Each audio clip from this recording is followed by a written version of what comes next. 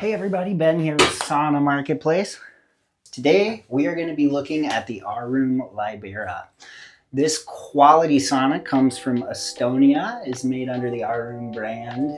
Comes with everything you see here, integrated sconce lighting as well as backrest lighting. The Auroom Libera Glass is a very easy to set up DIY indoor sauna kit that comes in a variety of sizes from 48 inches by 71 inches wide to 79 by 99 inches wide, seating everything from 2 people all the way up to 6 bathers.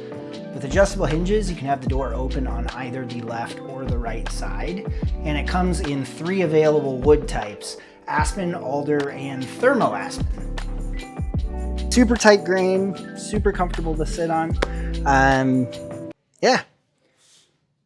The Libera Glass comes with 2 fully clad sidewalls and a bare back wall that's designed to fit easily against any existing wall or framing.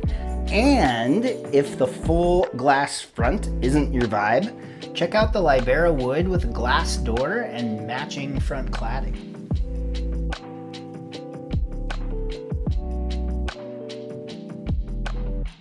In addition to the sconce and backrest lighting, there's also an option for an LED lighting kit underneath the bench.